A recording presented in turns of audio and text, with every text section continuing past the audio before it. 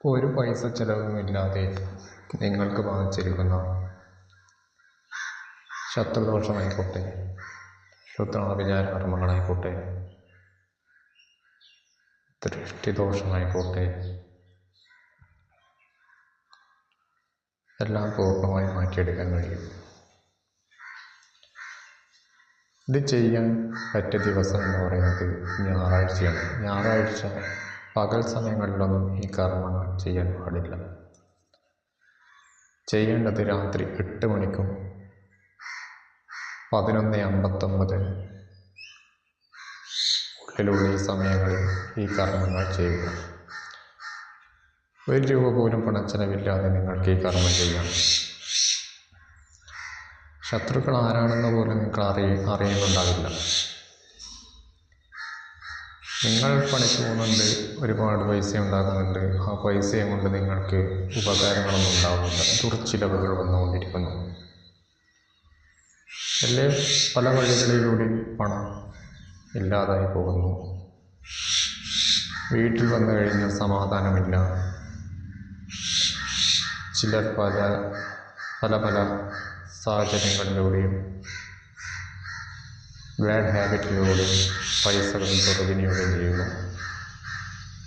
വീട്ടിലെത്തിക്കഴിഞ്ഞാൽ ഭാര്യയെ കാണുമ്പോൾ ഭയങ്കര ദേഷ്യം, മക്കളെ കാണുമ്പോൾ ഭയങ്കര ദേഷ്യം, അടി പിടി വഴക്ക്, ഇതൊക്കെ കലിയുഗമാണ്.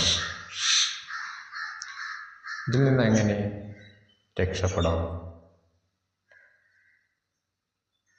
ഈ ദോഷങ്ങളിൽ നിന്ന് എങ്ങനെ രക്ഷപ്പെടാം? ഇന്നൊരു വീട്ടിലൊരു കാറ് വാങ്ങിച്ചു കഴിഞ്ഞാൽ അപ്പുറത്തെ വീട്ടുകാർക്ക് അസൂയായിരിക്കും. അവനെങ്ങനെയാ ഒരു കാറ് വാങ്ങും? അവൻ്റെ അടുത്ത് നിന്ന് എങ്ങനെ പൈസ? ഈ പൈസ അവനെങ്ങനെ ഉണ്ടായി? അവർ നിരന്തരം ഇത് ആവർത്തിച്ചുകൊണ്ടേയിരിക്കും അവരുടെ മനസ്സിൽ. ആ സമയത്തൊരു നെഗറ്റീവ് ഫോഴ്സ്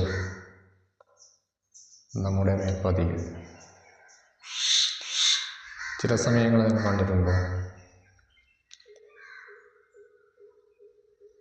ഒരാൾക്കാർ ഒരു വാഹനമോ വണ്ടിയോ എന്തെങ്കിലും വാങ്ങിയിട്ടുണ്ടെങ്കിൽ തൊട്ട വീട്ടുകാർ വന്നിട്ട് ചിലപ്പോൾ നല്ല രീതിയിൽ സംസാരിക്കാൻ നിങ്ങളോട്, ഇതെങ്ങനെ വാങ്ങി, എത്ര പൈസയുണ്ട്, നിങ്ങൾ നാളെയോ മറ്റന്നാളോ ഈ വണ്ടി എടുത്തിട്ട് പോകും. ചില സമയങ്ങളിൽ ആക്സിഡൻറ്റ് പറ്റിയേക്കാം. ചില സമയങ്ങളിൽ അവരുടെ ദൂഷിച്ച കണ്ണുകൾ മതി. അപ്പോൾ ഞാനിത് പറയാൻ വീട് ലേഖടിപ്പിക്കുന്നു. ഞാൻ കാര്യം പോലെ തന്നെ പറഞ്ഞിട്ട് നിർത്തുവാണ്.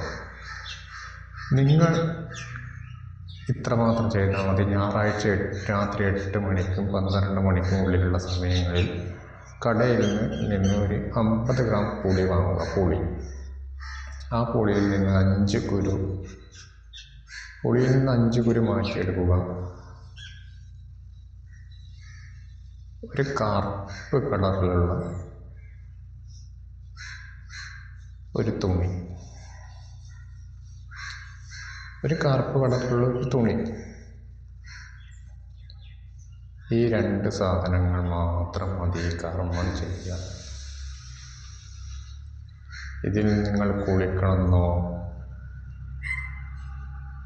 മത്സ്യമാംസാദികൾ കൂട്ടിയെന്നോ ഒരു നിബന്ധനകളും ഇതില്ല. ഇത് പ്രകൃതിയിൽ നിന്ന് നേരിട്ട് കിട്ടിയ ഒരറിവാണ് ഞാൻ നിങ്ങളുമായിട്ട് പങ്കുവയ്ക്കുന്നത്.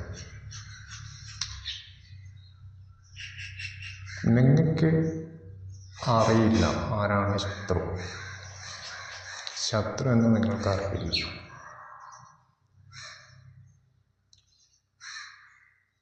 ഓക്കെ, അപ്പോൾ ചെയ്യേണ്ടത് ഈ 5 പുളിങ്കുരു എടുത്ത് കറുപ്പ് തുണിയിൽ വെച്ചതിന് ശേഷം വീട്ടിൽ എത്ര ആൾക്കാരുകളുണ്ടോ, വീട്ടിലിപ്പോൾ ഒരു 5 ആൾക്കാരുണ്ടെങ്കിൽ 5 ആൾക്കാരെയും കിഴക്കോട്ട് ദർശനമായി ഇരുത്തി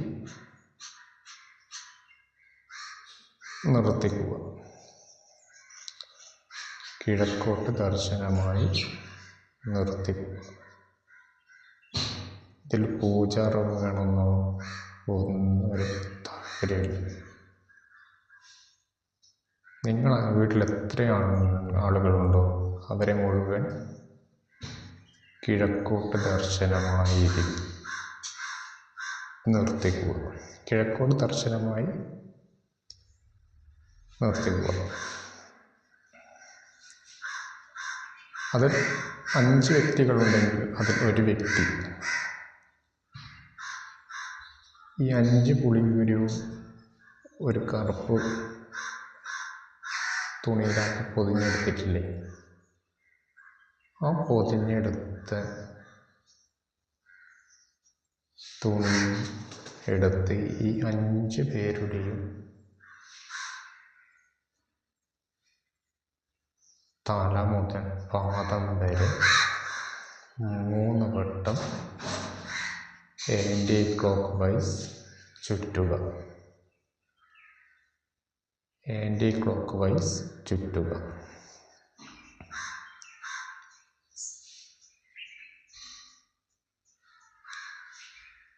ചുറ്റിക്കഴിഞ്ഞതിന് ശേഷം നിങ്ങളുടെ വീട്ടിൻ്റെ തെക്ക് ദിശ ഏതാണെന്ന് നോക്കുക.